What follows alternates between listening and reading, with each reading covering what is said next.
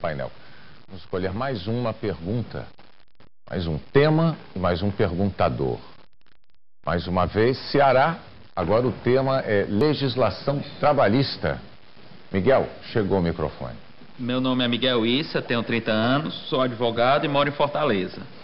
A minha mãe é proprietária de uma pequena loja de produtos para diabéticos, com cerca de 15 funcionários, todos com carteira assinada.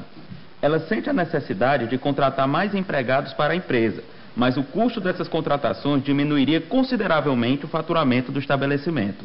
Qual é a sua proposta para desonerar a folha de salário dos empregados? Bom, você tocou num ponto que eu considero fundamental. O Brasil tem de desonerar a folha de salários. Tem de fazer essa desoneração, Miguel. Por quê? Porque para a gente, que somos um país de 190 milhões de habitantes, nós precisamos de gerar postos de trabalho. É fato que nós geramos 15 milhões de empregos nos últimos anos. E isso foi uma coisa muito importante. Mas precisamos gerar mais ainda para que a nossa população possa sair da miséria. Então, o meu compromisso é com uma reforma tributária que diminua, né, a oneração sobre a folha de salário, para que a gente não tenha essa situação estranha, precisando gerar emprego e tributando a folha de salário. Mas tem uma questão muito importante, que é um pequeno negócio da sua mãe. Perfeitamente. Então, eu estou propondo que o enquadramento no simples, no super simples, seja ampliado, porque eu vou aumentar o nível, o limite de faturamento da empresa para ela poder se beneficiar do super simples, reduz o tributo que recai sobre ela e com isso ela pode aumentar o número de trabalhadores contratados e pode também garantir para o país maior número de empregos. Porque, na verdade, é nessa área sua, justamente na que você falou, na pequena empresa, é que se gera o maior número de empregos no Brasil. Tem gente que pensa que é na grande empresa, mas não é. É na pequena e na média. Eu considero também muito importante, né, para o Brasil esse processo de formalização. Porque também nós ampliamos o crédito. Hoje, uma empresa como a da sua mãe tem acesso ao crédito que ela não tinha antes. E aí ela tem duas vantagens. De um lado, ela acessa o crédito. Do outro, tempo acabou, se candidato. ampliar o super simples, ela pode se enquadrar. Me perdoe, candidato Serra, a sua réplica. Olha, essa questão, o Brasil realmente é dos países do mundo, Miguel, onde mais tem imposto sobre a folha de salários. Chega a ser o dobro para quem ganha um salário mínimo. Né? Você recebe o mínimo e quem te contratou paga o outro tanto. Isso, para ser modificado, não é simples. Né? Por quê? Porque aquilo que se arrecada, você tem que gastar. Tá certo? Tem outros compromissos, para previdência, para isso, para aquilo. De maneira que nós temos que ser muito responsáveis nessa matéria. Não adianta sair falando, eu vou tirar, vou fazer, etc. Você vai tirar o quê? O fundo de garantia? Você vai tirar o quê? A contribuição para o INSS? Né? Não é moleza isso. Agora, eu acho que dá para avançar nessa desoneração se você pensar num outro esquema tributário. Mas isso tem que ser muito meditado, porque você não pode perder receita. Estou sendo bem sincero, você não pode perder receita. No que se refere à pequena, microempresa, tem outros mecanismos que podem ajudar muito. Um deles, o Banco do Povo. Quando eu fui, durante um breve período, ministro do Planejamento, eu tinha o BNDES comigo. E nós desenvolvemos no BNDES esse sistema de microcrédito, que é o que ficou no Brasil durante muitos anos. Em São Paulo, quando eu fui governador, vindo de antes, desde a época do Covas, nós fizemos um esquema de microcrédito com juro chegou no final para 0,7 ao mês. Juro de mãe para filho, não é nem de pai para filho. Né? E com índice de cumprimento por parte das pessoas, é incrível. Sabe, o certo cumprimento você paga, pegou empréstimo, paga. As pessoas modestas tendem a ser mais responsáveis do que as pessoas mais ricas com relação ao financiamento. Outra é assistência técnica, né, para você poder ir aprimorando. Enfim, você tem que cercar de várias outras condições para poder compensar, às vezes, a impossibilidade de desonerar a curto prazo a folha de salário. Tempo, candidata Dilma, tréplica. Miguel, eu concordo com a desoneração da folha de salário. Inclusive, nós fizemos uma simulação e, pelo que nós percebemos do que aconteceu no Brasil nos últimos 8 anos, nós percebemos que quando você diminui a tributação, você não diminui necessariamente a arrecadação. Porque as pessoas passam a empregar mais, quem ela empregou passa a consumir, está consumindo, vai pagar outros tributos, e aí você cria um círculo virtuoso. Foi assim que nós combatemos a crise. Quando veio a crise, no passado, o que faziam aqui no Brasil? Aumentava imposto, reduzia os reajustes salariais e aumentava, explodia a taxa de juros e parava de investir. Nós não.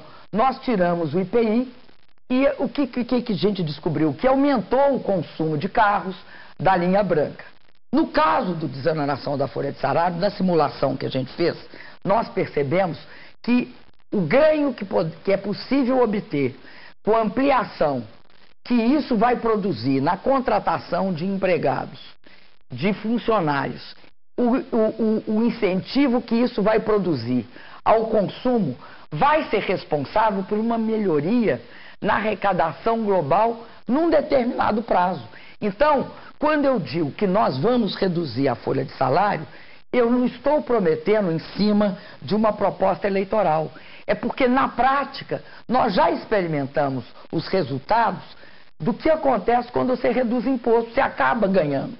Você pode não ganhar imediatamente, mas você ganha daqui a pouco. E é isso que nós vamos fazer. Eu queria te dizer que eu considero importantíssimo o acesso ao crédito para o pequeno negócio. O acesso também à inovação e suporte e uma estrutura para garantir... Candidato, perdão.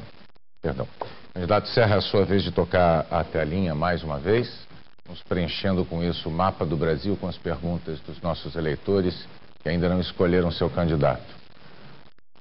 A pergunta vem do estado de Minas Gerais, é sobre saúde. Madalena, o microfone está chegando, Madalena, pronto. Eu sou Madalena de Fátima, tenho 28 anos e sou cabeleireira. Tenho 3 filhas. Na propaganda eleitoral dos 2 partidos, nós vemos uma saúde pública maravilhosa. Mas, na realidade, tem muita gente morrendo, sem atendimento. Quando você procura os hospitais, estão sempre cheios. Não tem médico, não tem leito. Na verdade, só tem gente sofrendo e sendo tratados como lixo. Essa é a realidade do nosso Brasil. A nossa saúde vai mesmo melhorar ou nós vamos continuar sofrendo como animais? Boa noite. Olha, eu acho que a nossa saúde andou para trás, parou nos últimos anos e, diante das necessidades, acabou andando para trás. Houve um recuo nos recursos federais, comparativamente a estados e municípios. O governo federal encolheu em 6, 7 pontos percentuais por cento aquilo que empregava. Houve uma perda de pique na área da saúde. E isso acaba se refletindo no conjunto do sistema.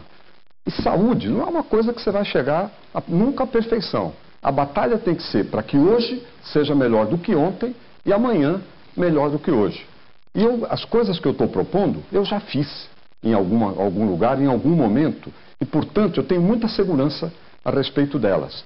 Primeiro, criar uma rede nacional de policlínicas, ambulatórios médicos de especialidades, que eu fiz como governador, 30, e deram certo. 15 mil consultas mês e mais de 40 mil exames, em todo o Brasil, em parceria com os estados e com os municípios. Isso, olha, você pode estar certo, dá muito certo. Né? Segundo, hospitais regionais. Você é de Belo Horizonte, mas quem está no interior, às vezes, sofre mais, porque até para ir para um hospital que não faz bom atendimento, eles têm mais desvantagem, porque estão mais longe. Então nós temos que fortalecer essa rede. Nós temos que apoiar as santas casas e hospitais de filantropia bons, né, que estão numa situação hoje muito difícil no Brasil. A dívida deles saltou de 2 para 6 bilhões de reais. E eles ficam numa situação complicada e pioram o atendimento. Quando eu era ministro, eu fiz um programa para aliviar essas dívidas, inclusive com a Santa Casa de Belo Horizonte. Isso ajudou muito aos hospitais filantrópicos a melhorarem, mas na outra intervenção eu completo as minhas ideias a respeito desse tema. A réplica da candidata Dilma. Eu considero que a sua pergunta é muito importante por um motivo. Porque, de fato, nós temos um problema sério de saúde, de qualidade da saúde no Brasil. Temos sim. E se a gente não reconhecer que tem, a gente não melhora. Eu assumo o compromisso de melhorar a saúde. Primeiro, julgando o peso do governo federal na fiscalização da qualidade da prestação do serviço. Depois que a gente aumentar os valores do repasse para estados e municípios. Por que tem de aumentar os valores? Porque nós vamos ter de completar a estrutura do SUS. O Sistema Único de Saúde no Brasil é incompleto, e não é incompleto de hoje, já era incompleto antes. O que está faltando? Você fala, olha, o hospital é cheio, porque vai todo mundo para o hospital. Então, uma iniciativa que foi feita aqui no Rio de Janeiro, que é as unidades de pronto atendimento 24 horas, que atende urgência e emergência. A pessoa teve um ataque cardíaco, ela pode, ou teve um problema de coração e não tem um hospital perto, ela pode chegar lá para o primeiro atendimento, ela não vai morrer, ela vai ser tratada. Segundo, policlínicas especializadas, que tem de ter atendimento especializado, que a pessoa fica anos na fila para esperar uma consulta ou um exame especializado. A terceira questão que eu acho importante é para a mulher gestante e para a criança, o que eu chamo de rede cegonha, maternidade de alto e baixo risco, UTIs neonatais e o SAMU cegonha, levando a criança e a mãe entre um e outro. Eu considero ainda que é importantíssimo o tratamento do câncer no Brasil, né? O tempo está esgotado, candidato. O candidato Serra tem a tréplica. Mas olha, voltando, eu estava falando das santas casas e hospitais filantrópicos. Eles recebem muito pouco. Quando é um hospital do governo, o médico recebe salário. Mas quando é numa santa casa, depende daquilo que o SUS dá, né? E para cirurgias de menor complexidade, uma hérnia, umas varizes, isso e aquilo, é muito pouco. Isso precisa ser reajustado. Isso quem pode fazer é o governo federal. Os estados e municípios aumentaram muito seu esforço nos últimos anos. Essa é que é a realidade.